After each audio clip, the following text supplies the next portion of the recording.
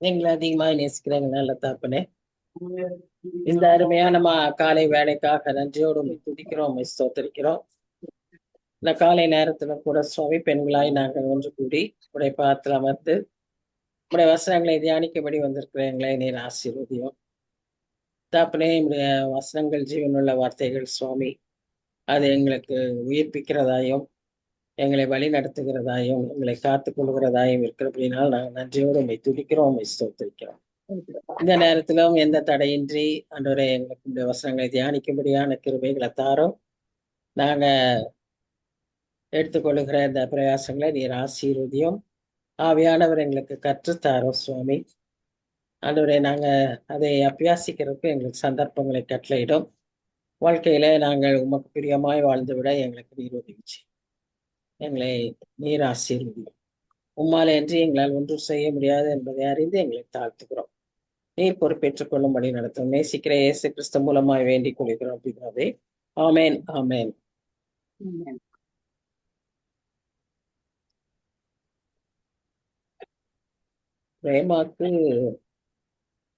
பிரேமாங்கிற பேர்லயே 3 பேர் போட்டு பாக்குறாங்க, வர மாட்டேங்குது.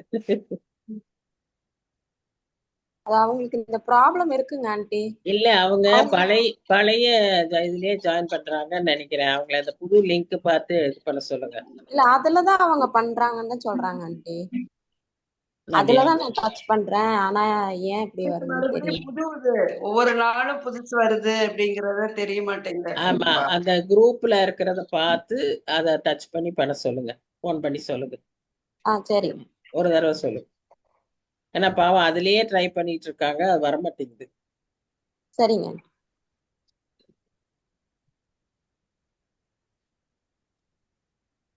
வந்துட்டாங்க.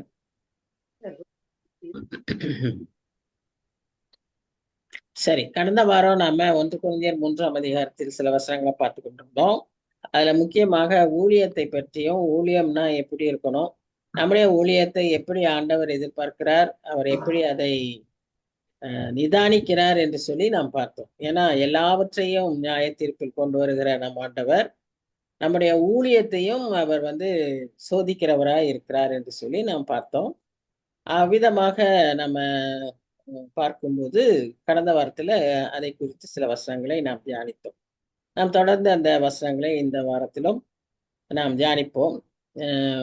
வேதம் வைத்திருக்கிறவர்கள் மத்தேயு 7ஆம் அதிகாரத்தை எடுத்துக்கொள்ளும். மத்தேயு 7ஆம் அதிகாரம்.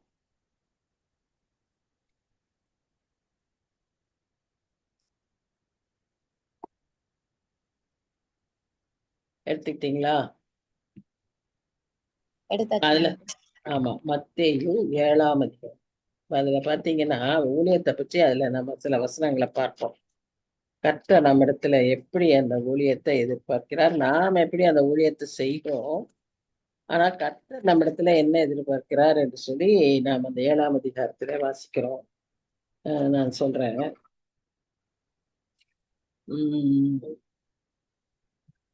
21ஆம் வசனத்திலிருந்து பாருங்க. 21ஆம் வசனத்திலிருந்து 24ஆம் வசனம் வரைக்கும். 21 7 21 24. பரலோகத்தில் இருக்கிற என் பிதாவின் சித்தத்தின்படி செய்கிறவனே பரலோக ராஜ்யத்தில் பிரவேசிப்பானே அல்லாமல் என்னை நோக்கி கர்த்தாவே கர்த்தாவே என்று சொல்லுகிறவன் அதில் பிரவேசிப்பதில்லை. இல்ல, ஒரு நிமிஷம். அதுக்கப்புறம் அடுத்தது வாசிக்கலாம். முதல்ல இதை பார்ப்போம். பாருங்க, நம்ம பலவிதமான ஊழியங்களை செய்ய முடியும்னு சொல்லி இந்த வசனங்களில பார்க்கிறோம். இந்த 1 கொரிந்தியர் இந்த 3ஆம் அதிகாரத்துல 12ஆம் வசனத்துல எல்லாம் நம்ம பார்த்தது என்னன்னு சொன்னா, நம்மளுடைய அந்த ஊழியத்தை ஒரு வயலாகவோ அல்லது ஒரு கட்டிடமாகவோ அவர் நம்மை சொல்லுகிறார். நம்முடைய வாழ்க்கையவே அப்படிதான் அவர் சொல்றாரு. அப்படி இருக்கிறப்போ அந்த கட்டடங்களாய் கட்டும்போது அதை அதனுடைய அடித்தளமாக அஸ்திபாரமாக கட்டுகிற போது அந்த கட்டுமானம் ப்ரெஷியஸ் ஸ்டோன்ஸ்ல கட்டப்பட்டதா இருக்கலாம். ப்ரெஷியஸ் ஸ்டோன்ஸ்ன்னு சொல்லும் போது என்னது, நமக்கு எல்லாம் பலவிதமான ப்ரெஷியஸ் ஸ்டோன்ஸ் தெரியும்.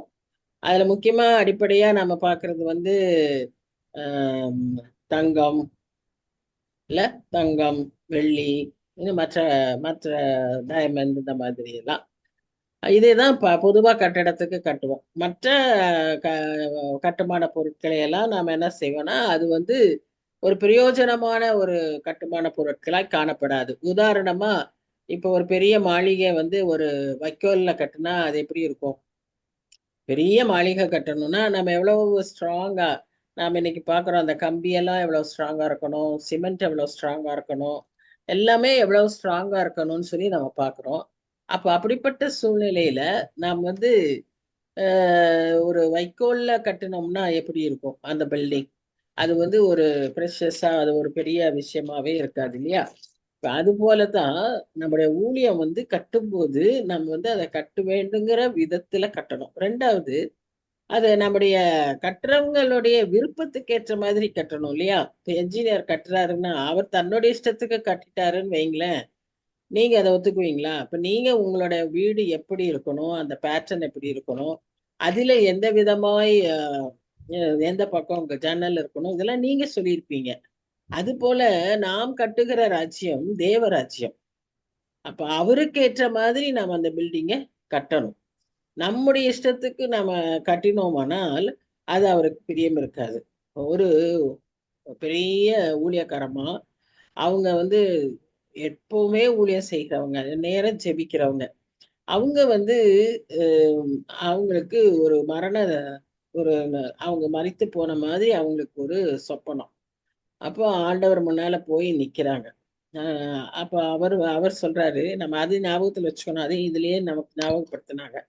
அந்த நாளானது எல்லாவற்றையும் சோதிக்கும்னு. அந்த நாளானது எது? அந்த இப்ப நாம பார்த்து கொண்டிருக்கிறது 1 கொரிந்தியர் 13ஆம் அதிகாரம் 12, 13 வசனங்கள்ல இருந்து பார்த்துக்கிட்டு இருக்கோம். சரியா? அப்ப அதுல அந்த நாளானது எல்லாவற்றையும் சோதிக்கும்னு பார்க்கிறோம். அந்த நாளானதுன்னு சொல்லும்போது அது எந்த நாளுன்னா நமக்கு வருகிற நியாய தீர்ப்பின் நாள். நியாய தீர்ப்பு நாள்னா என்ன? 2 கொரிந்தியர் 5ஆம் அதிகாரம் 10ஆம் வசனத்துல நம்ம வாசிக்கிறோம். எல்லாரும் நம்ம அவருடைய நியாயாசனத்தின் முன்பாக நிற்க வேண்டும். அவர் செய்த எல்லா கிரியைகளுக்கு தக்கதாக நாம் என்ன செய்யணும்? அவருக்கு கணக்கு ஒப்புவிக்க வேண்டும் என்று சொல்லி நம்ம பார்க்கிறோம். அப்போ அந்த நாளானது எல்லாவற்றையும் சோதிக்கும். அப்போ நாம ஊழியம் செஞ்சிருக்கிறதுனால நம்ம வந்து ஆண்டவர் நியாயம் தீர்க்க மாட்டாருன்னு நம்ம என்ன செய்யக்கூடாது? நினைத்து விடக்கூடாது. நம்முடைய ஊழியத்தையும் அவர் சோதிக்கிறார். அதுதான் நம்ம இங்க அறிந்து கொள்கிற ஒரு பெரிய விஷயம். இப்ப இந்த ஊழியமானது தேவ ராஜ்யம் அவருடைய சித்தப்படி கட்டியிருக்கணும். இந்த 7ஆம் அதிகாரம் 21ஆம் வசனத்துல நம்ம என்ன வாசிக்கிறோம்னா, பரலோகத்தில் இருக்கிற என் பிதாவின் சித்தத்தின்படி செய்கிறவனே பரலோக ராஜ்யத்தில் பிரவேசிப்பேனாய் அல்லாமல் என்னை நோக்கி கர்த்தாவே கர்த்தாவே என்று சொல்லுகிறவன் அதில் பிரவேசிப்பதில்லை. அந்த ஊழியக்காரமா அப்படித்தான். அவங்க நல்லா ஊழியம் செஞ்சாங்க, நல்லா ஜெபிச்சாங்க. அவங்களுடைய சொப்பனத்துல அவங்க போய் ஆண்டவர் முன்னால நிக்கிறாங்க. அப்ப ஆண்டவர் ஒரு பெரிய பிக்சரை காமிக்கிறாரு. இந்த ப்ளூ பிரிண்ட்னு சொல்லுவாங்களே, என்ஜினியர்ஸ் வந்து ஒரு பில்டிங்க்கு ப்ளூ பிரிண்ட் வச்சிருப்பாங்களே, அது மாதிரி அவர் ஒரு பிக்சரை காமிக்கிறார். அதுல தேவராஜ்யத்தை கட்டுகிற ஒரு படம், ஒரு ப்ளூ பிரிண்ட். அதுல இந்த அம்மாவுடைய இவங்களுக்கு கொடுத்திருக்கிற பில்டிங். தேவராஜ்யம்ங்கிறது எவ்வளோ பெரிது. அது எல்லாரும் அதுல ஒரு பங்கு இருக்கு இல்லையா? ஒவ்வொருத்தருக்கும் ஒரு பங்கு இருக்கு. அப்போ அந்த பங்கு அவங்க செய்ய வேண்டிய பங்கு அவர் காமிக்கிறார். அதுல அந்த பிக்சர்ல பார்த்தா நிறைய இடத்துல அப்படியே பாதி கட்டி அந்த கம்பியெல்லாம் நீட்டிக்கிட்டு ஒரு இன்கம்ப்ளீட் பில்டிங்கை காமிக்கிறாரு. அப்ப இந்த அம்மாவுக்கு ரொம்ப வருத்தம் ஆயிருது. நான் இவ்வளவு உற்சாகமா, இவ்வளவு ஜபத்தோடு, நான் இவ்வளவு தியாகத்தோடு செய்தேனே, என்ன ஆண்டவரே இப்படி ஒரு படத்தை எனக்கு காமிக்கிறீங்க அப்படின்னு அவங்க கேட்கும்போது அவர் சொன்னாராம், நான் உனக்கு ப்ளூ பிரிண்ட்டை கொடுத்து நீ கட்டுன்னு சொன்னேன். ஆனா நான் இங்க ஒவ்வொரு இடத்துல நான் செய்ய போகும்போது உனக்கு உதவியா நானே தான் செஞ்சேன். நீ உன்னால தனியா செய்ய முடியாது, உன்னோட கூட நானும் செஞ்சேன். ஆனா நான் செய்ய நினைக்கும் போது நீ என்ன செஞ்சிடற? தடை பண்ணிடுற. அது உன் இஷ்ட பிரகாரம் நீ அதை மாத்திடுற. அப்போ என்னோட சித்தம் அங்க செய்ய முடியல, அது இன்கம்ப்ளீட்டா இருக்கு அப்படின்னு சொன்னாராம். அப்ப பார்த்தா அந்த படத்துல இன்கம்ப்ளீட்டா இருக்கிற இடம் தான் நிறைய இருக்கு. கொஞ்சம் இடம்தான் அவருடைய சொன்னபடி செய்த மாதிரி இருக்கு. முக்கியமான இடங்கள் இந்த ஒரு வேளை நம்ம இமேஜினேஷன்ல சொல்லாமே, வாசல் அல்லது டைரக்ஷன் அல்லது அந்த கூரை, இந்த மாதிரி முக்கியமான இடங்கள் எல்லாம் இன்கம்ப்ளீட்டா இருக்கு. அப்பதான் அவங்களுக்கு புரிஞ்சுச்சான் தான் தப்பு. இதெல்லாம் நீ உன் இஷ்ட பிரகாரம் செய்யணும்னு நினைச்ச, அதனால அதெல்லாம் அப்படியே இன்கம்ப்ளீட்டா இருக்கு. இங்க இந்த சின்ன சின்ன இடங்கள் எல்லாம் நீ நான் சொல்ற மாதிரி செஞ்ச, அதனால அது கம்ப்ளீட்டா இருக்குன்னு சொன்ன உடனே அவங்க அம்மா அழுதுட்டு சொன்னாங்களா, எனக்கு இன்னொரு வாய்ப்பு கொடுங்க, நான் போய் இதை கம்ப்ளீட் பண்ணிடுறேன்னு. அப்ப அவர் சொன்னாராம், இங்க வந்தா ஒரே தடவை தான், நோ சான்ஸ் அப்படின்னாராம். அப்படியே அந்த அம்மா கத்திட்டு எந்திரிச்சிட்டாங்க. அப்புறம் ஆண்டவருக்கு நன்றி சொன்னாங்க, நல்ல வேளை இது ட்ரீம் தான், இது நான் உண்மையா இருந்திருந்தா என்ன ஆயிருக்கும்னு சொல்லிட்டு தான் லைஃபை மறுபடியும் அர்ப்பணிச்சு இன்னும் ஆண்டவரோட சித்த பிரகாரமா அதை கட்டுறதுக்கு அவங்க தன் வாழ்க்கையை ஒப்பு கொடுத்தாங்களாம். ஒருவேளை இன்னைக்கு நமக்கு அந்த வேக்கப் காலா இருக்கலாம்.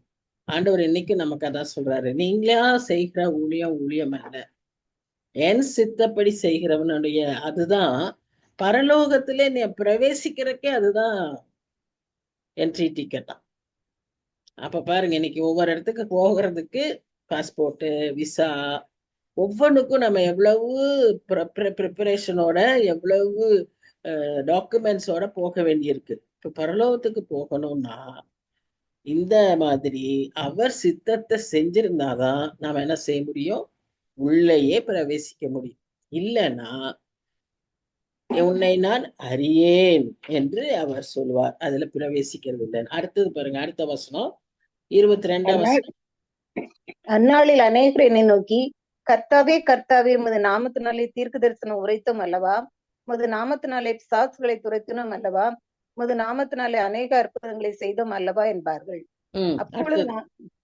அப்பொழுது நான் ஒரு காலம் உங்களை அறியவில்லை, அக்கிரம செய்யக்காரரே, என்னை விட்டு அகன்று பொங்கல் என்று அவர்களுக்கு சொல்லுவேன். போதும். இப்ப பாருங்க அடுத்த வசனத்தை பார்த்தீங்களா, அந்நாளில் என்னை நோக்கி. நம்ம ஊழியம் செய்யறதுனால நாம யாரும் நம்ம நினைச்சிடக்கூடாது நாம எல்லாரும் பரலோகத்துக்கு போயிடுவோம், நான் இவ்வளோ அற்புதங்களை செஞ்சிருக்கேன், அப்ப எனக்கு எல்லாமே பரலோகம் அப்படின்லாம் நம்ம என்ன செஞ்சிடக்கூடாது, நினைத்து விடவே கூடாது. அதனாலதான் எப்பவுமே பவுல் சொல்வார் தன்னுடைய கடிதங்களில, தேறினவன் என்று ஒருவனும் இல்லை, நான் தேறினேன்னு சொல்றக்கே இல்லை, அப்புறம் நாம நிக்கிறோம்னு சொல்றதுக்கும் இல்லை. நம்ம எப்பவுமே ஜாக்கிரதையாக பணிவோடு தாழ்மையோடு நம்முடைய காரியங்களை செய்யணும். ஏன்னா நம்மால ஒண்ணுமே செய்ய முடியாது, அது நம்ம என்றைக்கு ஞாபகத்துல வைத்து கொள்ள வேண்டும். அப்போ இங்க அவங்க சொல்றாரு, என் நாமத்தினாலே, உமது நாமத்தினாலே தீர்க்க தரிசனம் உரைத்தேன், உமது நாமத்தினாலே பிசாசுகளை துரத்தினேன், உமது நாமத்தினாலே அற்புதங்களை செய்தேன். இதெல்லாம் செஞ்சாலும் நீ ஆண்டவரோட சித்தப்படி செய்திருந்தால்தான் அது உனக்கு பிரயோஜனம். இல்லாம நீயா செஞ்சிருந்தா நான் உன்னை அறியேன். அதுக்கும் இல்லாம அவர் எப்படி சொல்றாருன்னு பாருங்களேன், அக்கிரம செய்கைக்காரர். புரியுதுங்களா? ஊழியக்காரருக்கு என்ன பேர் வருதுன்னு பாருங்க, வேதத்தில் உள்ளது, நான் சொல்லல. அப்ப தன் இஷ்டப்படி ஊழியத்தை செய்கிறவர்கள் அக்கிரம செய்கைக்காரர். அப்ப நான் ஊழியம் செய்யணும்னா ஆண்டவரோட சித்தத்தை எல்லாரும் ஊழியம் செய்யணும். இதுக்காக நான் ஊழியமே செய்ய மாட்டேன் அப்படின்னு சொன்னா அவருடைய கட்டளையை கீழ்ப்படியாம போயிடுவோம். கிறிஸ்டியன் லைஃப் ரொம்ப கண்ணாடி மேல நடக்கிற மாதிரியான லைஃப். நம்ம விளையாட்டுத்தனமா, கேர்லெஸ்ஸா, அசால்ட்டாலாம் நடந்துட முடியாது. we need to be very careful. அப்போ ஒரு பக்கம் அவருடைய சித்தத்தை செய்யணும், ஒரு பக்கம் அவருக்கு கீழ்ப்படியணும். அப்ப எவ்வளவு ஜாக்கிரதையாய் நாம் நடக்க வேண்டும். பேதுரு அதனாலதான் சொல்றாரு, இந்த மாதிரி இதெல்லாம் நிறைவேறும் போது நம்முடைய வாழ்க்கை எவ்வளவு ஜாக்கிரதையுடன் பரிசுத்த நடக்கையுடன் இருக்க வேண்டும் சொல்லி 3ஆம் அதிகாரத்துல சொல்றாரு, 2 பேதுரு 3ஆம் அதிகாரத்துல. அது போல நம்முடைய வாழ்க்கை ரொம்ப கேர்ஃபுல்லா நாம வாழ வேண்டியவர்களா இருக்கிறோம். ஊழியம் செய்யறோம்னு சொல்லி நம்ம அட்வான்டேஜ் எடுத்துக்கொள்ள முடியாது. இப்ப இத ஞாபகப்படுத்திட்டு நம்ம தொடர்ந்து நம்மளுடைய இதுக்கு போலாம். அப்போ அவர் ஊழியத்தை சோதிக்கிறப்போ அவர் எப்படி சோதிக்கிறார் என்று சொல்லி பார்க்கிறோம். அக்கினியினால் சோதிக்கிறார். ஜலப்பிரளயத்துல ஒரு சோதனை கொடுத்து ஜலப்பிரளயத்துல ஒரு 8 பேரை மீட்டுட்டார். அப்போ ஒரு பெரிய உடன்படிக்கை செய்தார் நோவா காலத்துல. இனி நான் உங்களை ஜலத்தினாலே அழிக்க மாட்டார். அப்ப இனி அடுத்தது எப்படி செய்வார்னா அக்னியில சோதிக்க போறாருன்னு வாசிக்கிறோம். அப்ப இந்த 1 கொரிந்தியர் 3ஆம் அதிகாரத்துல அதை தான் பார்க்கிறோம். அக்னியினாலே அவர் பரிசிப்பார். அப்ப அவர் அந்த மாதிரி பரிசிக்கும் போது நம்முடைய வேலை எப்படிப்பட்டதா இருக்கும்? ஒருவேளை இந்த அக்னி நம்மளை பரீட்சிக்கும் போது நீங்க பாத்துருக்கீங்களா? எப்ப பாரு எங்க வீட்டுக்கு முன்னால இந்த நிறைய இந்த இலை குப்பைகள்லாம், அந்த இலை குப்பை எல்லாம் அந்த குப்பைக்காரரை எடுத்துட்டு போறதுக்கு அவர் என்ன செய்யறதுன்னா அந்த இடத்துல எல்லாத்தையும் சேர்த்து வச்சு ஒரு 10 வச்சிருவார். ஒரு சின்ன தீக்குச்சி போட்டோம்னா அத்தனையும் குசுன்னு எரிஞ்சு போயிடும். இப்ப நம்முடைய வேலை எப்படி இருக்கும்னா, ஒருவேளை நம்ம இந்த வைக்கோலால கட்டப்பட்டிருந்தோம்னால், ஒருவேளை நம்முடைய ஊழியம் இந்த மாதிரி நாம நம்முடைய சொந்த இதுல செஞ்சிருந்தோம்னு வச்சுக்கோங்களேன், அப்ப எப்படி இருக்கும்னா இந்த மாதிரி தான். அவர் நாமத்துல செஞ்சிருப்போம், நாம நாமத்துல செய்யல, அவருடைய நாமத்தினாலேயே தான் செய்திருப்போம். ஆனா அவர் சித்தப்படி செய்யலைன்னா, பத்த வச்ச உடனே ஒரு சின்ன தீக்குச்சியை போட்ட உடனே ஒரு நெருப்பு பொறி வந்த உடனே அது என்ன ஆயிரும்? குசு குசு குசு குசுன்னு எரிஞ்சு ஒன்றும் இல்லாமல் போகும். சோ என்ன மாதிரி ஊழியர் செஞ்சிருக்கிறோன்னு கர்த்தர் அதை சோதிக்கிறார். அடுத்தது அது ரொம்ப முக்கியமான ஒரு காரியம். சோ இப்ப நம்ம தவறான விதத்துல நம்ம அந்த காரியங்களை செய்திருப்போமானால் என்ன ஆகும்? நம்ம செய்த வேலை ஒன்றுமில்லாமல் போயிடும். அதனாலதான் டிஎல் மூடி சொல்றாரு, நம்ம செய்யற ஊழியத்தை எண்ணிக்கையினால மாத்திரம் நம்ம இது பண்ணிட முடியாது. நாம அதை என்ன செய்யணும்? எண்ணிக்கையும் முக்கியம், அது குவாலிட்டியும் முக்கியம். சும்மா நிறைய குடிசைகளை போட்டோம்னா பிரயோஜனம் இல்லை. நாம ஒரு கட்டடம் கட்டினா கூட அது நல்ல அஸ்திபாரம் உள்ள ஒரு நல்ல கட்டிடமாய் கட்ட வேண்டும். சொல்லிதான் ஜட்ஜ்மெண்ட் சீட்டு ஆண்டவராகிய இயேசு கிறிஸ்து உட்கார்ந்து நமக்கு அது இது எப்படின்னா வலது பாரசத்துல நின்று இயேசு கிறிஸ்து நமக்காக பரிந்து பேசி கொண்டிருக்கிறார். இது இந்த ஃபர்ஸ்ட் ஸ்டேஜ். கடைசி ஸ்டேஜ்ல இயேசு கிறிஸ்துவே போய் அந்த சிங்காசனத்துல உட்கார்ந்துருவாரு. அது வெளிப்படுத்தல் விசேஷம் கடைசி 20ஆம் அதிகாரத்துல நாம அதை பார்க்கிறோம். அது வெள்ளை சிங்காசன நியாயத்தீர்ப்பு. அந்த டைம்ல அவர் உட்கார்ந்து நம்ம நியாயத்தீர்ப்போம். ஏன்னா அவருக்கு தான் அந்த அதிகாரத்தை பிதாவானவர் கொடுத்திருக்கிறார். அது வரைக்கும் பிதாவானவர் நியாயம் தீர்த்து கொண்டு இருப்பார். ஆனால் இந்த கடைசி நியாய தீர்ப்பை இயேசு கிறிஸ்துவே செய்வார். அவர் செய்யும் போது அது எப்படி செய்வார்ன்னு சொன்னா, அவர் வெள்ளை சிங்காசனத்துல உட்கார்ந்து செய்வார். அப்போ அவர் எல்லாருக்கும் என்ன செய்வாரு? அவரவர் கிரியைக்கு தக்கதான அவரவர் செய்கைக்கு தக்கதான பலனை அவர் நமக்கு கட்டளையிடுவார். எல்லாருக்கும் ஒரே பலன் அல்ல, அவரவருக்கு ஏற்ற மாதிரி ஒரு பலனை அவர் தருவார். அதான் நம்ம பார்த்தோம், அன்னைக்கே பார்த்தோம். நம்முடைய செயல்பாடுகள் எப்படி இருக்கணும், நம்முடைய வாழ்க்கை எப்படிப்பட்டதா இருக்கணும், அவருக்குள்ள ஒரு வயலாக ஒரு பெரிய கட்டடமாக இருக்க வேண்டும் என்று சொல்லி நம்ம பார்த்தோம். சரி,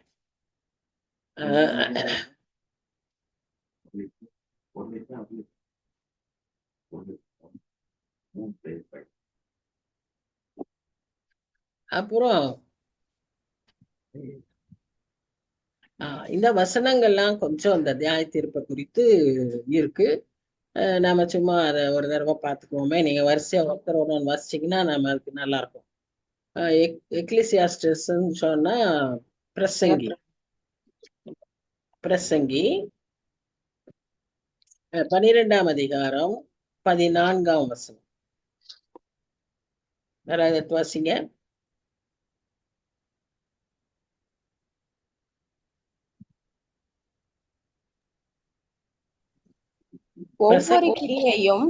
ஒவ்வொரு கிரியையும் அந்தரங்கமான ஒவ்வொரு காரியத்தையும் நன்மையினாலும் தீமையினாலும் தேவ நியாயத்திலே கொண்டு வருவார்.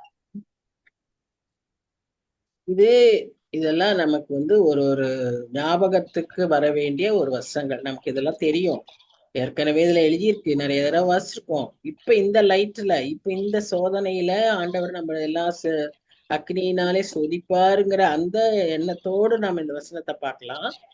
ஒவ்வொரு கிரியையையும் அது வெளியரங்கமா இருந்தாலும் சரி, அந்தரங்கமா இருந்தாலும் சரி, நன்மையா இருந்தாலும் சரி, தீமையா இருந்தாலும் சரி, எல்லாவற்றையும் வெளிச்சத்துல கொண்டு வந்திருப்பார். 2 கொரிந்தியர் 5:10. ஏ- ஏனெனில் சரீரத்தில் அவனவன் செய்த நன்மைக்காவது தீமைக்காவது தக்க பலனை அடையும்படிக்கு நாம் எல்லாரும் கிறிஸ்துவின் நியாயாசனத்துக்கு முன்பாக வெளிப்பட வேண்டும். நம்ம எல்லாரும் அவன் செஞ்ச நன்மைக்காவது தீமைக்காவது. தக்க பலன். அதுல 2வது ஒண்ணு என்ன சொல்றாருன்னா, சரீரத்திலே நாம் செய்த, அப்ப கிரியைகள் நாம் செய்த எல்லா கிரியைகளையும் கர்த்தர் நமக்கு நியாயத்தில் கொண்டு வருகிறார். சரி, மத்தேயு 6ஆம் அதிகாரம் 19-21 பூமியிலே உங்களுக்கு பொக்கிஷங்களை சேர்த்து வைக்க வேண்டாம். இங்கே பூச்சியும் துருவும் அவைகளை கெடுக்கும். இங்கே திருடரும் கண்ணமிட்டு திருடுவார்கள். பரலோகத்திலே உங்களுக்கு பொக்கிஷங்களை சேர்த்து வைங்கள். அங்கே பூச்சியாவது துருவாவது கெடுக்கிறதும் இல்லை. அங்கே திருடர் கண்ணமிட்டு திருடுகிறதும் இல்லை. உங்கள் பொக்கிஷம் எங்கே இருக்கிறதோ அங்கே உங்கள் இருதயமும் இருக்கும். ஆமா. இப்ப இது இன்னொரு எச்சரிப்பு நமக்கு. என்னது அது? நாம இந்த உலகத்துல நிறைய சொத்து சேர்த்துக்கிட்டு நாம நேரத்தை கர்த்தருக்கு கொடுக்க வேண்டிய நேரத்தை கர்த்தருக்கு கொடுக்காம, கர்த்தருக்கு கொடுக்க வேண்டிய தாளந்துகளை கர்த்தருக்கு கொடுக்காம நம்ம என்ன செஞ்சுக்கிட்டு இருக்கோம்? இந்த உலகத்துக்கான காரியங்களை செய்து கொண்டிருக்கிறோம். ஆனா நாம எங்கதான் பொக்கிஷத்தை சேர்த்து வைக்கணுமோ? பரலோகத்துல.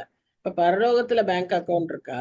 இந்த உலகத்துல இங்க நம்ம இந்தியாவுல பெரிய பெரிய பணக்காரங்கெல்லாம் இங்க இருக்கிறவங்க நம்ம டாக்ஸ் கட்டணும், நமக்கு ஆர்டிஓ டிபார்ட்மெண்ட், இடி டிபார்ட்மெண்ட், இடி காரங்க நம்மள சோதிக்கிறாங்கன்னு சொல்லி என்ன செய்யறாங்க, கொண்டு போய் ஸ்விஸ் அக்கௌண்ட்ல போய் போடுறாங்க, ஸ்விஸ் பேங்க்ல போட்டுறாங்க. இப்ப நமக்கு அது மாதிரி பரலோகத்துல பேங்க் இருக்கா? இருக்கிற பணத்தை கொண்டு போய் பரலோகத்துல போட முடியுமா? அப்படிதான் ஒருத்தன் நினைச்சிட்டு என்ன செஞ்சுட்டான், உங்களுக்கு களஞ்சியம் கட்டியிருக்கேன் ஆத்துமாவே, உனக்கு சேர்த்து வச்சிருக்கேன்னு சொன்னான். அப்ப அவரை பார்த்துதான் வேதத்துல பாக்குறோம், ஆண்டவர் மதிகேடனேன்னு கூப்பிடுறாரு. ஓ யூ ஃபூல் அப்படிங்கிறாரு. அப்போ நம்ம பரலோகத்துல எப்படிப்பட்ட பொக்கிஷத்தை சேர்த்தணும்? எவ்வளவு ஆத்துமாக்களை நம்ம சேர்த்த முடியுமோ, எவ்வளவுக்கு எவ்வளவு தேவ ராஜ்ய பணியில நாம ஈடுபட முடியுமோ, அதுதான் பரலோகத்துல நமக்கு பொக்கிஷமா இருக்கும். அதுவுமே இப்பதான் நான் சொன்னேன், முன்னால சொன்ன மாதிரி நாம ஏதோ சேர்த்திருக்கோம்னு நினைச்சிட்டு இருந்தோம்னா அன்னைக்குதான் நமக்கு காமிக்கும், நாளானது அதை வெளிப்படுத்தும் நம்ம செஞ்சிருக்கிறது என்னன்னு சொல்லி.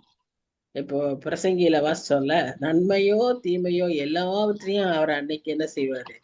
வெளிப்படுத்துவார். சோ அதனால நம்ம என்ன சேர்த்து வைக்க போறோம், என்ன சேர்த்து இருக்கிறோம் பரலோகத்துல? பரலோகத்துக்கு போயிட்டு நம்ம பிச்சைக்காரர்களா இருக்கக்கூடாது. நமக்கு பெரிய பெரிய மாளிகையை கட்டியிருக்காரு.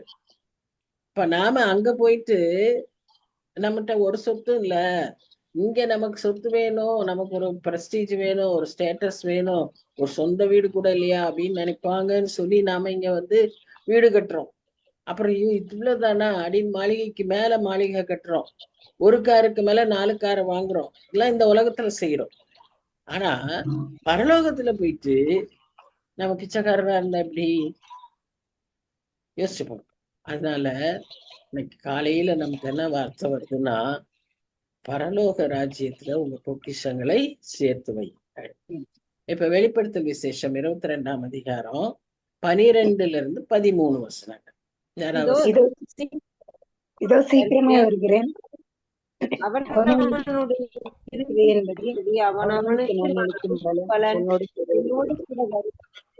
அல்பாவும் மிகவும் அது என்று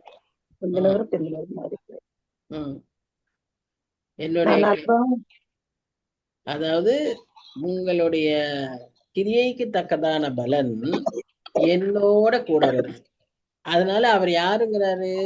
ஆல்பாவும் ஒமேகாவும் சொல்றாரு. அதாவது ஆதியும் அந்தமானவர் சொல்றாரு. எனக்கு எல்லாம் தெரியும், தொடக்கமும் தெரியும், முடிவும் தெரியும். உங்க தொடக்கம் மாத்திரம் இல்ல, உலக தொடக்கமே எனக்கு தெரியும், உலகத்தோட முடிவும் எப்படி ஆக போகுதுன்னு தெரியும். நமக்கு தெரியாது இனி எப்படி என்ன நடக்கும்னு நாம யோசிச்சுட்டு இருப்போம். நம்முடைய வாழ்க்கையிலே நமக்கு எப்படி நடக்க போகுதுன்னு நமக்கு தெரியாது. ஆனா அவருக்கு எல்லாமே தெரியும். அப்ப அவர் என்ன சொல்றாரு, நீங்க அவன் செய்த கிரியைக்கு தக்க பலன் என்ன. அதுலயே நீங்க இன்னும் தொடர்ந்து வாசிச்சு பார்த்தீங்கன்னா, நம்ம என்ன வாசிப்போம்னா, பரிசுத்தம் உள்ளவன் இன்னும் பரிசுத்தமாகட்டும், அக்கிரமம் செய்கிறவன் இன்னும் அக்கிரமம் செய்யட்டும். ஏன் தெரியுமா? அக்கிரமம் செய்கிறவன் யாரு? ஆண்டவரை எதிர்க்கிறவன், ஆண்டவர் எனக்கு வேண்டான்னு சொல்றவன், அவர் சித்த பிரகாரம் நான் செய்ய மாட்டேன்னு சொல்றவன். ஆனா ஆண்டவர் சித்தப்படி செய்கிறவங்க யாரு? தேவராஜ்யத்தை கட்டுகிறது. இப்ப நாம எந்த குரூப்ல இருக்க போறோம்? பரிசுத்தம் உள்ளவர்களா இருக்க போகிறோமா, இல்ல அக்கிரமம் செய்கிறவர்களா இருக்க? ரெண்டு பேருக்கு ஒரே ரூல் தான். நீ இன்னும் பரிசுத்தமாக, நீ இன்னும் அக்கிரமம் செய். ஏன்னா அவன் செஞ்சதுக்கு ஏத்த பலன் என்கிட்ட இருக்கு. நான் வரும்போது அதெல்லாம் என்ன எடுத்துட்டு வருவேன். அப்ப நாம தான் சூஸ் பண்ணணும். எப்பவுமே சாய்ஸ் யார்கிட்ட இருக்கு? நம்ம கிட்ட தான். ஆண்டவர் அதுக்காகத்தான் நம்ம கிட்ட அந்த சுய இதை கொடுத்துருக்கிறார், ஃப்ரீ வில். நீ தெரிந்து கொள். நான் உனக்கு முன்னாலே ஆசீர்வாதத்தையும் வச்சிருக்கேன், சாபத்தையும் வச்சிருக்கேன். உபாகமம் 28 அதிகாரம் பார்த்தீங்கன்னா 14 வசனம் ஆசீர்வாதம், 14 வசனம் சாபம். கட்டளைப்படி கீழ்ப்படிஞ்சா உனக்கு இது, நீ கீழ்ப்படியலன்னா இது. நீ தான் தெரிஞ்சுக்கணும். அன்றையில இருந்து இன்றைக்கு வரைக்கும் அவர் அதே இதுலதான் இருக்கார். இயேசு கிறிஸ்து நேற்றும் இன்றும் என்றும் மாறாதவர். கொலோசியர் 3 அதிகாரம் 23, 24 வசனங்களை வாசிங்க. நீங்கள் கர்த்தராகிய இயேசு கிறிஸ்துவை சேவிக்கிறதினாலே சுதந்திரமாக்கிய பலனை கர்த்தராலே பெறுவீர்கள் என்று அறிந்து எதை செய்தாலும் அதை மனுஷருக்கென்று செய்யாமல் கர்த்தருக்கென்று மனப்பூர்வமாய் செய்யுங்கள். சரி, இப்போ நாம சில வேலைகள் செய்யறோம், நல்லா ரொம்ப பாடுபட்டு அந்த ப்ராஜெக்ட் எல்லாம் செய்யறோம். ஆனா அது முடிவு என்ன ஆகுது, நமக்கு ரெக்கக்னிஷன் கிடைக்க மாட்டேங்குது.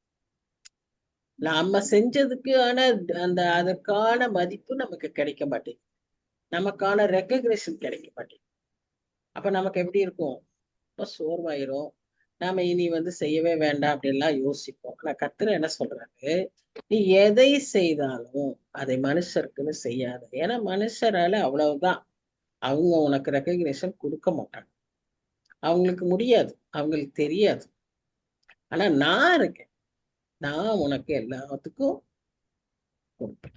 அதுக்கு ஏற்ற பலனை நான் தருவேன். மனுஷருக்கென்று நீ எதையும் செய்யாமல்.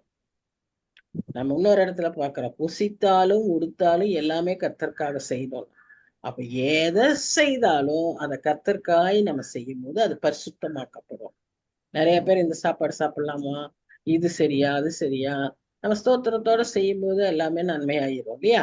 அதுதான் ஏன்னு சொன்னா, அதை கர்த்தருக்குன்னு நம்ம அதை செஞ்சிட்டோம்னா அது எதை செஞ்சாலும் அது என்ன ஆயிரும்? ஆசீர்வாதமாய் மாறிவிடும். கலாத்தியர் 6 அதிகாரம் 7-10 வசனம் இருக்கு. 7ஆம் வசனம் மாத்திரம் பண்ணுங்க, வாசிங்க. நேரம் 7ஆம் வசனம். மோசம் போகாதிருங்கள். தேவன் நன்மை பரியாசம் பண்ண விட்டார். மனுஷன் எதை விதைக்கிறானோ அதே அறுப்பான். மனுஷன் எதை விதைக்கிறானோ அதை. அதனால நம்ம ரொம்ப கேர்ஃபுல்லா இருக்கணும்.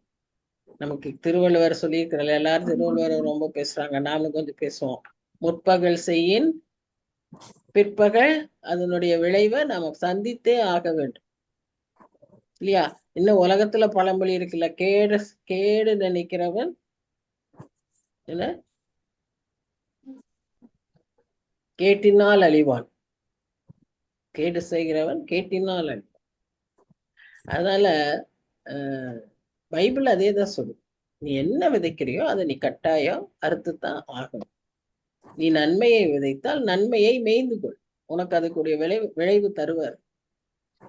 நீ களைகளை விதைச்சின்னா அறுப்புண்டு போவாய்.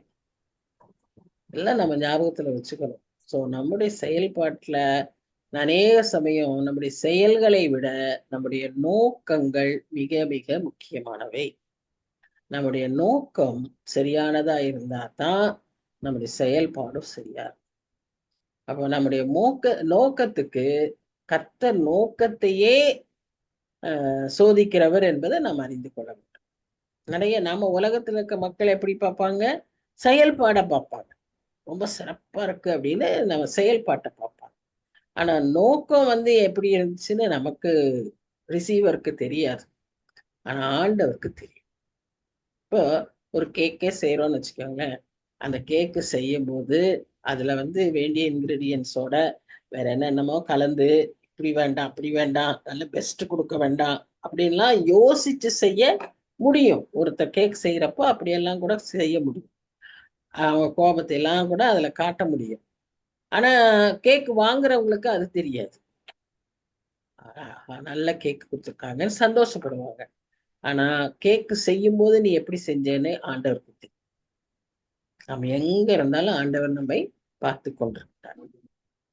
உன் செய்கைக்கு தக்க பலனை நீ பெறுவாய். ஒருவேளை அது நம்ம கேக்கு வாங்கினவங்க ரொம்ப சந்தோஷமா எல்லாரும் அப்ரிசியேட் பண்றதாட்ட முடிஞ்சிட்டா கூட நீ செய்த வேலைக்கான ஒரு பலனை உனக்கு நீ மட்டுமே அறிந்து கொள்கிற விதமாய் கர்த்தர் தருவார். அவர் ஒன்றையும் மறப்பதில்லை, எல்லாவற்றையும் அவர் கணக்கில் வைத்திருக்கிறார். இப்ப அடுத்த ஆஸ்பெக்டுக்கு வராரு. என்ன இங்க பாக்குறோம்? நீங்கள் தேவனுடைய இப்படி ஊழியத்தை எல்லாம் பேசினவரு இப்ப அவங்களுடைய சரீரத்தை குறித்த பரிசுத்த வாழ்வை குறித்த காரியத்தை பேசுறாரு. என்ன சொல்றாரு? தேவனுடைய ஆலயமா இருக்கிறீர்கள் என்றும் தேவனுடைய ஆவி உங்களில் வாசமா இருக்கிறவைகள் என்றும் அறியாதிருக்கிறீர்களா? அப்போ நம்முடைய சரீரத்தை நாம் எவ்வளவு பத்திரமாய் பாதுகாக்க வேண்டியது. அது பாருங்க, நிறைய பேரு இந்த என்னது சொல்றது, நம்ம சரீரத்தை நாம கேர்லெஸ்ஸா வச்சுக்க கூடாது. இப்ப சில பேர் இந்த சுகரு இல்லைன்னா மற்ற சில வியாதிகள் இருக்கும் இல்லையா, நரம்பு தளர்ச்சி, இதுக்கெல்லாம் அவங்க மருந்து கொடுக்காம முக்கியத்துவம் எடுத்துக்கொள்ளாம அவங்க இப்போ முட்டு வலி, இப்போ லேடிஸ்க்கு நிறைய முட்டு வலி, இது எல்லாருக்கும் இருக்கிறது தானே அப்படின்னு சொல்லிட்டு அதுக்காக ஒரு முக்கியத்துவம் கொடுக்காமலாம் நம்ம இருக்கிறது வழக்கமா போயிடுச்சு. இப்போ அது நமக்கு இதுக்கு போய் மருந்து டாக்டர்கிட்ட போகிறதே ஒரு பெரிய கஷ்டமா இருக்கு. ஏன்னா அங்க போனா ஒரு 3 மணி நேரம் காத்திருக்கணும். அப்புறம் நாம சொல்றத வச்சு அவங்களா ஒரு மருந்தை கொடுக்குறாங்க. உண்மையா நம்ம கண்டிஷன் என்னன்னு அவங்க பாக்குறது இல்ல. நிறைய டாக்டர்ஸ் நம்ம தொட்டே பார்க்காம நமக்கு ஒரு ஸ்டெத்து கூட வைக்காம அவங்க மருந்து கொடுத்துட்றாங்க. இப்படி எல்லாம் இருக்கு. இதனால நமக்கு நிறைய பேருக்கு சலிப்புகள் உண்டு, சோர்வுகள் உண்டு. ஆனா வசனம் என்ன சொல்றதுன்னா, நம்முடைய சரீரம் தேவனுடைய ஆலயம். ஆலயத்தை நம்ம எவ்வளவு சுத்தமா வச்சுக்கணும், ஆலயத்தை எப்படி பராமரிக்கணும். இப்ப காட்டும் புல்லுமா வளர்ந்து ஆலயம் இருந்துச்சுன்னு வைங்களேன், அப்படிப்பட்ட ஆலயத்துல நமக்கு ஆர்வம் இருக்குமா? ஆலயத்தை நல்லா கூட்டி பெருக்கி மெயின்டைன் பண்ணி சுத்தமா ஒட்டரை அடிச்சு எல்லாம் நல்ல ஃபேன்ஸ் எல்லாம் நல்லா ஓடுனா ஆலயம் பிரைட்டா இருந்தா நமக்கு இஷ்டமா இருக்கும் இல்ல? நமக்கே இஷ்டம்னா ஆண்டவர் எவ்வளவு இஷ்டப்படணும். ஏன்னா அதை ஏன் செய்யணும்? ஆண்டவர் அங்கிருக்கிறார் என்று சொல்லி நாம அந்த இடத்துல விசுவாசிகளா நம்ம ஒன்று கூடி நம்ம ஆராதிக்கும் போது கர்த்தர் நம்ம மத்தியில் இருக்கிறார், இந்த ஸ்தலத்தில் இருக்கிறார், இந்த ஸ்தலத்துல ஏறெடுக்கிற விண்ணப்பத்தை நான் கேட்பேன், இப்படி எல்லாம் வாக்கு பண்ணின இடமா இருக்கிறபடினால அந்த ஆலயத்தை நான் பரிசுத்தமாக்க வேண்டும் அப்படின்னு நம்ம நினைக்கிறோம்ல. ஆலயத்தையே நம்ம அப்படி நினைக்கும் போது நம்முடைய சரீரமே அந்த ஆலயம் சொல்லும்போது எவ்வளவு கேட்கலாம். ரெண்டாவது, தேவனுடைய ஆவி உங்களில் வாசமாயிருக்கு. இது ஆலயம். ஆலயத்துக்குள்ள யார் இருக்கிறா? நம்ம அங்க கிறிஸ்து இருக்கிறாருன்னு நினைக்கிறோம். இப்ப நம்ம சரீரத்துல நமக்குள்ள யார் இருக்கிறா? தேவனுடைய ஆவி. இது அவர் வாக்காய் நமக்கு கொடுத்தார். வாக்குத்தத்தம் பண்ணி யோவான் 14ஆம் அதிகாரத்துல 16ஆம் அதிகாரத்துல நான் வாசிக்கிறேன், நான் போனாதான் தேற்றவாளன் வருவார். நான் இது வரைக்கும் உங்களுக்கு சரீர பிரகாரமா கூட இருந்து உங்களுக்கு எல்லா ஆலோசனை சொன்னேன், நான் உங்களை வழி நடத்தினேன். ஆனா இனி யார் இருப்பா? நான் போகணும். நான் எங்க போகணும்? பரத்துக்கு திரும்பி ஏறி போகணும். நான் உயிர் தெளிந்து போன பிறகு யாரு உங்களை வழி நடத்துவா? நீங்க தனியா இருக்க போறது இல்ல, உங்களை ஆவியானவர் வழி நடத்தும். அப்ப ஆவியானவர் எங்க இருக்காரு? நமக்குள்ள இருக்காரு. அவர் நமக்கு கண்டிப்பாரு, ஞாபகப்படுத்துவாரு, நமக்கு சொல்லி தருவாரு, ஆலோசனை தருவாரு, நம்ம வாசிக்கிற வசனத்தை விளக்கி கொடுப்பாரு, நம்மை ஜெபிக்க வைப்பாரு, இல்ல பல காரியங்களை அவர் செய்ய நமக்காகவும் அவர் பரிந்து பேசுறார், என்னென்னமோ செய்யறாரு நமக்காக. ஆனா இவர் நமக்குள்ள இருக்காருன்னு நம்ம எப்பாவது ஞாபகமா இருக்கிறோமா? நாம எப்ப நினைக்கிறோம்னா, ஆலயத்துல விசுவாசிகளோட சேர்ந்து அல்லேலூயா அல்லேலூயா சொல்லும் போது, அந்நிய பாஷையில ஆலயத்துல பேசும்போது, அங்க கூடி சந்தோஷமா ஆராதிக்கும் போது ஆவியானவர் இருக்காருன்னு நினைக்கிறோம். ஆவியானவரே இறங்கி வரும், எங்கள் மத்தியில வரும்னு நம்ம பாடுறோம். ஆனா எனக்குள்ள இருக்கிறாருன்னே நம்ம நினைக்கிறதே இல்லையே. நமக்குள்ள இருக்கிறாருல்ல அவரு. நம்ம ஆலயத்துல இருந்தா தானே, நான் பாத்ரூம்ல இருந்தா கூட ஆண்டவர் என்னோட இருக்காருல்ல, ஆவியானவர் என்னோட இருக்கிறாருல்ல. அப்ப எந்த இடத்துலயும் ஆவியானவர் என்னோட கூட இருக்கிறாருங்கிற ஒரு எண்ணத்துல நம்ம வாழ்ந்தோமானால் ஆவியானவரை நம்ம என்ன செய்ய மாட்டோம்? துக்கப்படுத்த மாட்டோம். வசனம் சொல்லுது, நம்முடைய கெட்ட வார்த்தையினால, கூக்குரல்னால, மூர்க்கத்தினால, சண்டையினால, நம்முடைய பொறாமையினால, நம்முடைய போட்டியினால, கசப்புனால, மன்னிக்காத சிந்தையினால, அஸ்தமானதை நாடுகிறதுனால, அவலட்சமானதை செய்கிறதுனால, ஜெபிக்காததினால நாம் ஆவியானவரை துக்கப்படுத்துகிறோம். எபேசியர் 4ஆம் அதிகாரத்தில் கடைசி வசனங்கள்ல நம்ம வாசிக்கிறோம். ஆவியானவரை நம்ம துக்கப்படுத்துவோம், ஆவியானவரை அலட்சியப்படுத்தினா அந்த பாவத்துக்கு குற்றத்துக்கு என்ன இல்ல, மன்னிப்பே இல்லைன்னு சொல்றாங்க. அப்போ நம்ம எவ்வளவு ஜாக்கிரதையா இருக்கும்.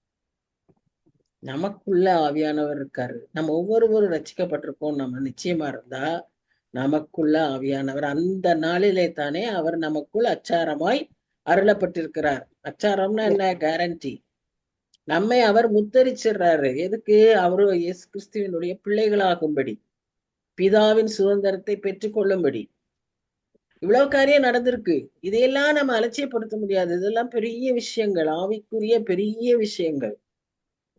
அதை நாம் அலட்சியப்படுத்துறது எப்படி? நம்முடைய அசாதாரணமான, நம்முடைய கேஷுவல் கேர்லெஸ் லைஃப்.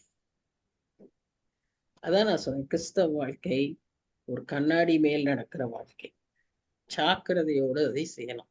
அடுத்த வசனம் பாருங்க, ஒருவன் தேவனுடைய ஆலயத்தை கெடுத்தால் அவனை என்ன செய்வாராம்? தேவன் கெடுப்பார். போச்சு, முடிஞ்சுதா? மனுஷன் கெடுத்தான், மனுஷன் ஒருத்தனை ஏமாத்தனா கெடுத்தான், அதுலயே எவ்வளவு நஷ்டங்கள், எவ்வளவு வேதனைகள், எவ்வளவு கண்ணீர்கள், சாபங்கள் எல்லாம் இருக்கு. இப்ப தேவனை கெடுத்துருவாருன்னா என்னாச்சு? எந்திரிக்க முடியுமா நம்மால? யோசிச்சு பாருங்க. நமக்கு சில வசனங்கள் ரொம்ப பிடிக்கும். என்ன? கர்த்தர் என் பட்சத்தில் இருந்தால் யார் எனக்கு எதிர்த்து நிற்பார்? கரெக்ட். ஒருவரும் நமக்கு எதிர்த்து நிக்க முடியாது, ஏன்னா கர்த்தர் என் பட்சத்துல இருக்காரு. ஆனா கர்த்தரும் பட்சத்துல இருக்கணும்ல. நீ அவருடைய ஆலயத்தை கெடுத்தால், அது வெளிப்புறமான ஆலயமா இருந்தாலும் சரி, உன்னுடைய உன்னுடைய ஆலயமா இருந்தாலும் சரி, அதை நீ கெடுத்தீனா அவர் என்ன செய்வாராம்? அவனை தேவன் கெடுப்பார். இந்த நாம சொல்ற ஜட்ஜ்மெண்ட் இல்ல, வசனம் நமக்கு வர எச்சரிப்பு. ஆகவே தேவனுடைய ஆலயம் பரிசுத்தமாய் இருக்கிறது, நீங்களே அந்த ஆலயம். இதை எப்பொழுதும் நாம் ஞாபகத்துல வச்சுக்கணும். இது ஞாபகம் இல்லாம தான் நிறைய கிறிஸ்தவங்க ஈவன் ட்ரங்கட்னஸ், குடிக்கிறது இன்னைக்கு அடிக்ஷன்.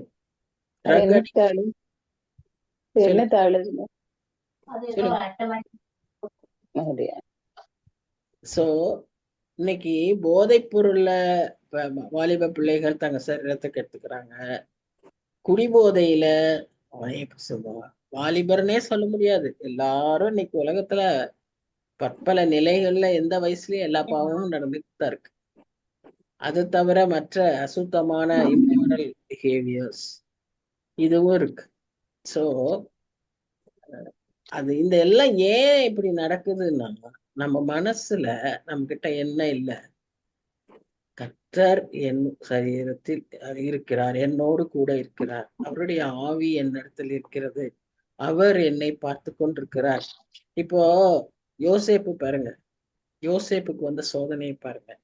ஒருவேளை இந்த மாதிரி பரிசுத்த ஆவி அவரிடத்துல அன்றைய நாட்கள்ல பழைய ஏற்பாட்டு காலத்துல ஒருத்தர்கிட்ட நமக்கிட்ட வாசமா இருக்கிறது போல அன்றைக்கு அவங்கள்ட்ட இல்ல. நமக்கு எவ்வளவோ சிலாக்கியங்கள், அதெல்லாம் நம்ம நிறைய கணக்கு கொடுக்கணும். அவங்கள போல இல்ல. அவங்களுக்கு எப்பவாதான் ஆவியானவர் அவங்களுக்கு தோன்றுவார், ஒரு காலத்துல இருந்து வழி நடத்துவார், அப்புறம் போயிடுவார். இந்த மாதிரிதான் அவங்களுக்கு இருந்தது. ஆனா யோசேப்பு அவனுக்கு எவ்வளவு ப்ரிவிலேஜஸ் கிடைச்சது, பெரிய ஸ்லாக்கியம் கிடைச்சிச்சு. அவன் ஜெயில இருந்தான், ஆனா ஒரு நாள் உயர்த்தப்பட்டான். அவனுக்கு இல்ல, அவனுக்கு இல்லாதது ஒன்றுமே இல்லை.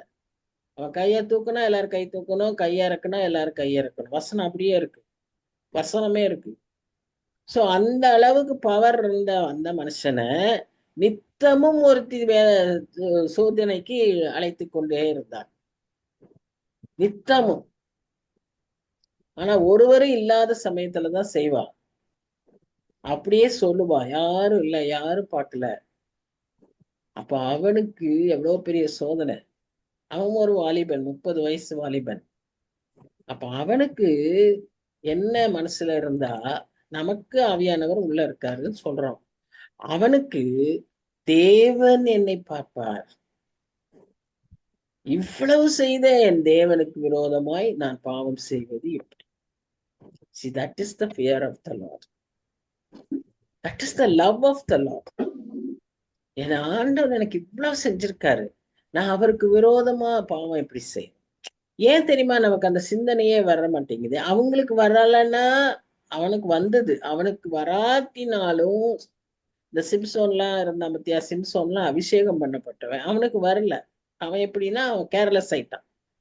அவனுடைய அபிஷேகத்தையே அவன் அலட்சியமாகி போயிட்டான், கொடுத்த எச்சரிப்புகளுக்கு செவி கொடுக்காம போயிட்டான். அதனாலதான் அவன் அந்த மாதிரி. ஆனா இன்னைக்கு நமக்கு ஆவியானவர் உள்ள இருந்து சொல்லிட்டே இருக்காரு. ஆனா அந்த ஆவியானவரை சைலண்ட் பண்ணிட்டு நாம மற்ற சத்தங்களுக்கு இடம் கொடுத்து மற்ற நாட்டங்கள் நமக்குள்ள அதிகமா இருக்குமானால் நமக்கு யாரும் உதவி செய்ய முடியாது. பயங்கரமான ஒரு நிலைமைக்கு நாம் போயிருக்கோம்.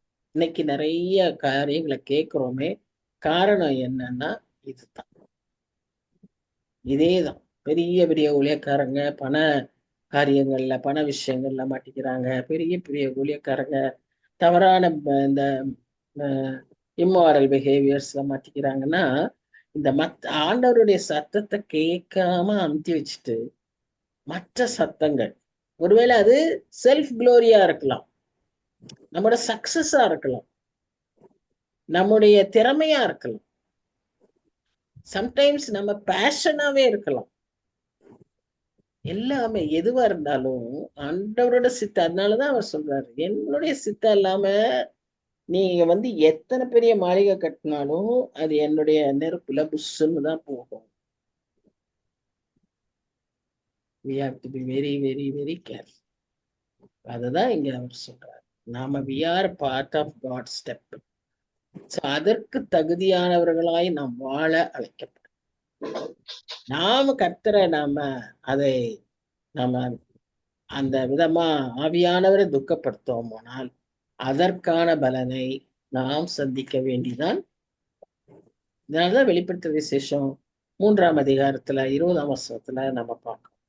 நம்முடைய உள்ளம் அவர் தங்குகிற ஆலயமாக, அவர் நம்முடைய உள்ளத்திற்குள்ள வரும்படியான ஒரு தகுதியான இடமாக இருக்கணும். எனக்கு ஒரு ஃப்ரெண்ட் இருந்தாங்க. அவங்க ஒரு ஐயர் மக. அவங்க என்ன செய்வாங்கன்னா, வீட்டுக்கு யாரும் வர்றாங்கன்னு சொன்னா உடனே போவாங்க, கிடுகிடுன்னு வீட்டை சுத்தம் பண்ணுவாங்க.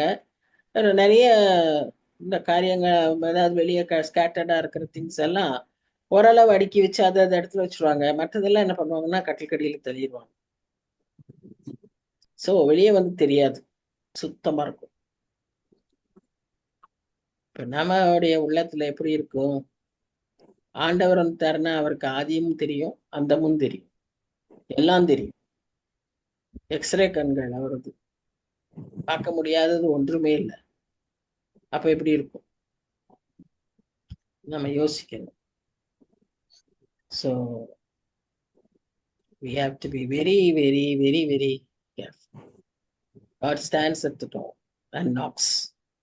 ஒருவன் கதவை திறந்தால் நான் உள்ளே வருவேன். உள்ள வந்தா என்ன செய்வேன்? அவனோட கூட போஜனப்படும். ஸோ டு தட் எக்ஸ்டென்ட் அவர் நம்ம கிட்ட க்ளோஸா இருக்கிறதுக்கு விரும்புறாரு. அப்போ நம்மோட கூட சேர்ந்து நம்ம டைனிங் டேபிள்ல உட்காந்து சாப்பிட்றவங்க வந்து நமக்கு ரொம்ப நெருக்கமானவங்கள தானே நம்ம கூப்பிடுவோம். நம்ம அவங்களோட கூட வரவங்க போறவங்களுக்கு எல்லாருக்கும் நம்ம வந்து என்ன செய்ய மாட்டோம்? சாப்பாடு கொடுக்க மாட்டோம். நம்ம வீட்டுக்கு நமக்கு ரொம்ப நெருக்கமானவங்களுக்கு தான் நம்ம எல்லாம் ப்ரிப்பேர் பண்ணி சாப்பாடு கொடுப்போம். அப்போ அப்படி இருக்கிற பட்சத்துல அவர் வந்து நம்மோட கூட இருக்கணும் போது நம்முடைய உள்ளம் அவருக்கேற்ற அன்பான உள்ளமாக, எந்த கெட்ட காரியங்களும் இல்லாம இந்த எபேசியர் 4ஆம் அதிகாரத்துல வாசித்தது போல அந்த உள்ளமாய் இல்லாதபடி, அந்த காரியங்கள்லாம் நம்ம இடத்துல இல்லாதபடி, அதை அழுக்காக்கி நம்முடைய காரியத்தை கரைப்பிடிக்காத ஒரு நல்ல உள்ளமாக நம்முடைய உள்ளமாய் இருக்கணும். அன்பினால் நிறைந்த உள்ளமா இருக்கணும். அதனாலதான் ரோமர் 5ஆம் அதிகாரம் 5ஆம் வசனத்துல நம்ம வாசிக்கிறோம், பரிசுத்தாவியானவர் நமக்கு உள்ளத்துல ஊற்றப்பட்ட போதே தேவனுடைய அன்பு நமக்குள் ஊற்றப்பட்டிருக்கிறது. ஆனா நாம இந்த கசப்பு, மன்னிக்காதது, பொய், பொறாமை இதெல்லாம் வந்ததுக்கு காரணம் என்ன? அந்த அன்பையே ஒரு மூலையில தள்ளிட்டோம். ஆவியானவரை சத்தம் போடாதீங்கன்னு அமுத்தி உட்கார வச்சுட்டோம். நம்ம உள்ளத்தை நமக்கு இஷ்டமானதுல நிரப்பிட்டு இருக்கிறோம். அப்ப அவர் முன்னால போய் நிக்கணுங்கிறது தான் இந்த நாளில இருக்கக்கூடிய எச்சரிப்பு. அப்ப அவர் அதை பார்த்துட்டு சொல்வாரு, இது வைக்கோல், சும்மா கோயிலுக்கு போகுது, காணிக்க போடுது, எல்லாத்துக்கும் உதாரத்துவமா கொடுக்குது, எல்லா ஊழியத்திலையும் போயிட்டு வருது. ஆனா இது கட்டி இருக்கிறது எது? வைக்கோல்ல கட்டி இருக்கிற மாளிகை. நாளானது அது வெளிப்படுத்தும். So we have to be careful. அப்போ 18ஆம் வசனத்துல என்ன வாசிக்கிறோம்? ஒருவனும் தன்னைத்தானே எதிர்ப்படாது. இப்ப அப்படித்தான் அவனே நினைச்சுக்க கூடாது, தான் பெரிய ஊழியம் செஞ்சிருக்கேன், தான் பெரிய ஆளு அப்படின்லாம் ஞானி என்று எண்ணினால் அவன் ஞானியாகும்படிக்கு பைத்தியக்காரனாக கிடக்கும். நம்ம கர்த்தருக்கு முன்பாக பைத்தியக்காரராக இருந்தாதான் ஞானத்தை பெற்றுக்கொள்ள முடியும். இவ்வுலகத்தின் ஞானம் தேவனுக்கு முன்பாக பைத்தியமாயிருக்கிறது. கான்ட்ராஸ்டா பேசிட்டு இருக்காரு. அப்படியே ஞானிகளை அவர்களுடைய தந்திரத்தில் பிடிக்கிறார் என்றும், ஞானிகளுடைய சிந்தனைகள் வீணாயிருக்கிறது என்றும் கர்த்தர் அறிந்திருக்கிறார் என்றும் எழுதியிருக்கிறது. அவ்வளோ உலக பிரகார ஞானியா இருந்தாலும் அவங்க சிந்தனைகள், ஏன்னா கர்த்தரை பற்றியே இருக்காது, கர்த்தருடைய சிந்தனைக்கு ஏற்றுக்கொள்ளாததா இருக்கும். ஞானிகளுடைய சிந்தனை எப்படி இருக்கும்? பெரிய அச்சீவ்மெண்டா இருக்கும். ஆனா உலகத்து ஆண்டவருடைய சிந்தனைகள் எப்படி இருக்கும்? அப்படியே தாழ்ந்து இருக்கணும்னு இருக்கும். அதெல்லாம் ஒண்ணும் இல்லைன்னு சொல்லும். உலகத்திலேயே ஏற்றுக்க முடியாது. சொல்லுங்க, உலகத்திலேயே நாம் அதை ஏற்றுக்கொள்ள முடியாது. நமக்கு லாஜிக்கா ரீசனபிளா யோசிச்சாலே அதை ஏற்றுக்கொள்ள முடியாது. அப்படிப்பட்டதா இருக்கிறதுனாலதான் அத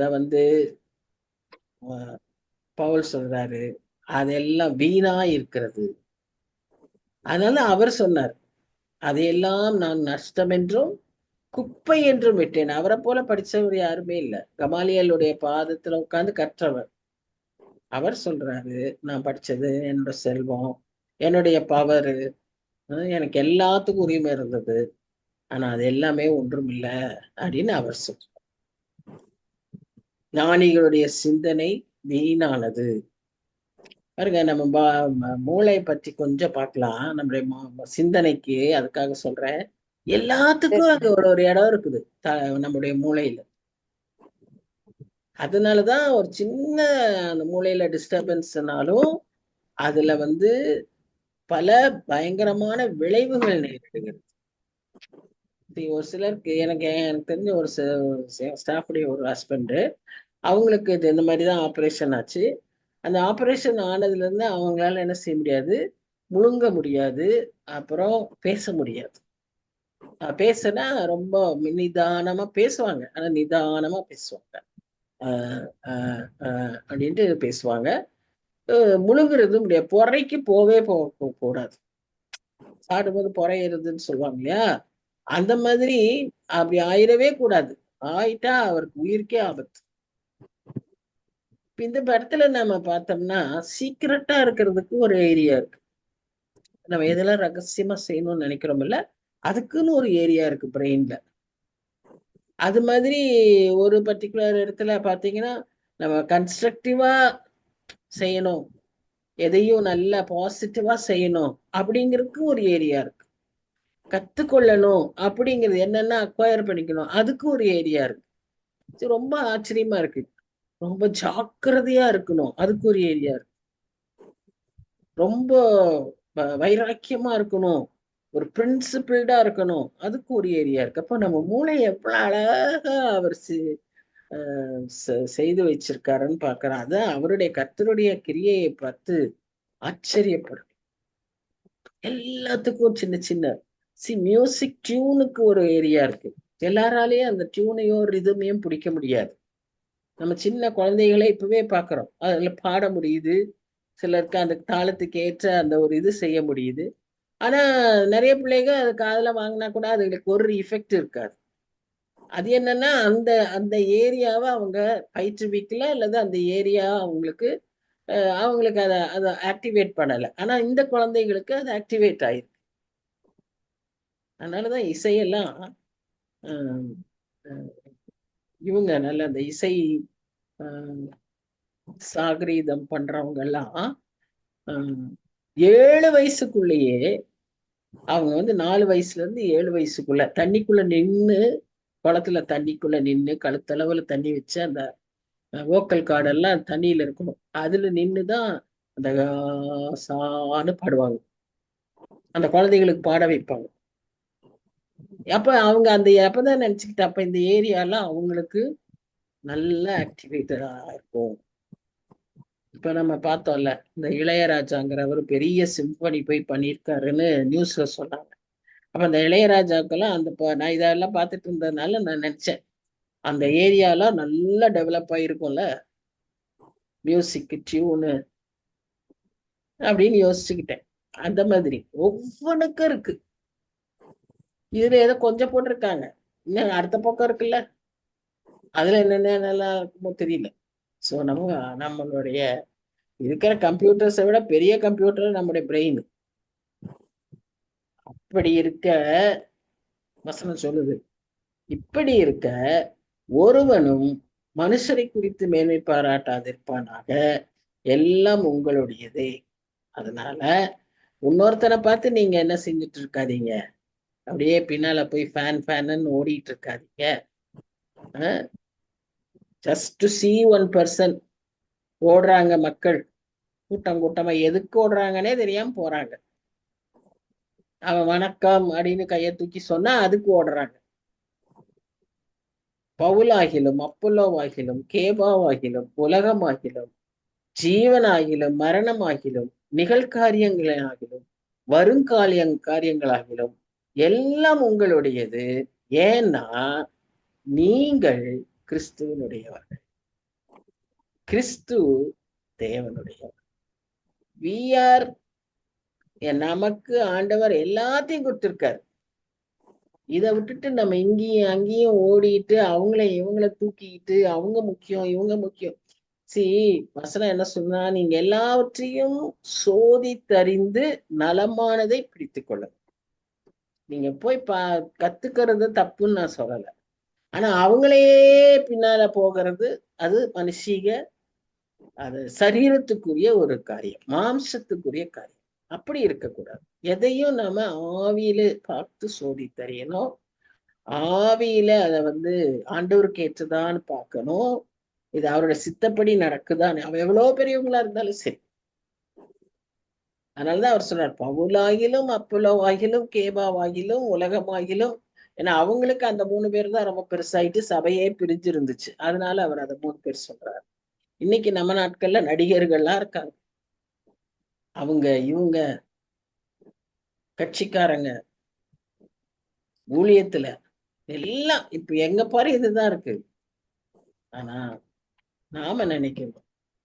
நமக்கு நல்லா கிளியரா இருக்கிறது, நீங்கள் கிறிஸ்துவனுடையவர்கள், கிறிஸ்து தேவனுடைய. அதனால நம்ம கிட்ட அந்த பரலோக சிந்தை தான் இருக்கணுமே ஒழிய பூலோக சிந்தனை நம்மிடத்தில் இருக்கக்கூடாது. வசனத்துல அவர் சொல்லும்போது சொல்றாரு, மரணம் கூட நம்முடைய இதுலதான் இருக்கு. எப்படி ஒரு பேதுருவ சிறையிலிருந்து விடுவித்து அவனே அறியாம இருந்தப்பவே, அவனை தூங்கிட்டு இருந்தப்போ தட்டி எழுப்பி வான்னு சொல்லி கூட்டிட்டு போறாரு. அந்த தூதன் கூட்டு போகும்போது எந்த ரோட்ல போறோன்னே அவருக்கு தெரியல. கொண்டு போய் கரெக்டா அந்த அவருக்காய் செபிக்கிற அவங்க மார்க்குடைய வீட்டுல கொண்டு போய் நிறுத்திடுறாரு. அங்க ஒரு கூட்டம் ஜெபிச்சுக்கிட்டு இருக்கு. அந்த வீட்டுக்கு நேரம் நிறுத்துறாரு. அந்த மாதிரி மரணம் நமக்கு ஒரு விடுதலை, இந்த பூலோக காரியங்களிலிருந்து விடுதலை. நமக்கு வசனம் சொல்லுது, அவங்க ஓய்ந்து இளைப்பாறுதலுக்குள் பிரவேசிப்பார்கள். அந்த விதமா நமக்கு அது ஒரு விடுதலை. நம்மை கொண்டு போய் அவர் நேரா எங்க கொண்டு விடுவார், பரலோக வாசல்ல விட்டுருவார். சோ நம்முடைய பொறுப்பு, கிறிஸ்தவர்களுக்கு பெரிய பொறுப்பு இருக்கு. இந்த உலகத்துல வாழும்போது ஜாக்கிரதையாய் வாழவும், எல்லாவற்றையும் கர்த்தருடைய சித்தத்திற்கென்று ஒப்பு கொடுக்கவும், அவருக்கு ஏற்ற விதமாய், அது ஊழியமானாலும் சரி, குடும்ப வாழ்க்கையானாலும் சரி, எதுவானாலும் அவருக்கு ஏற்ற விதமாய் வாழவும் இன்று நாம் அழைக்கப்படுகிறோம். இதை ஞாபகத்தில் வைத்து நாம் ஜெபிப்போம். யாராவது ஒருத்தர் ஜெபிக்கிறீங்களா? நான் ஜெபிக்கிறேங்க ஆண்டி. ஸ்தோத்திரம் ராஜா, நன்றி செலுத்துகிறோம் சுவாமி இந்த நாளுக்காக. அப்பா, இந்த வேத பாட காரியத்துக்காக உமக்கு நன்றி ஏசப்பா, நன்றி ஏசப்பா. அநேக காரியங்களை நீர் எங்களுக்கு கற்றுக் கொடுத்தீங்க.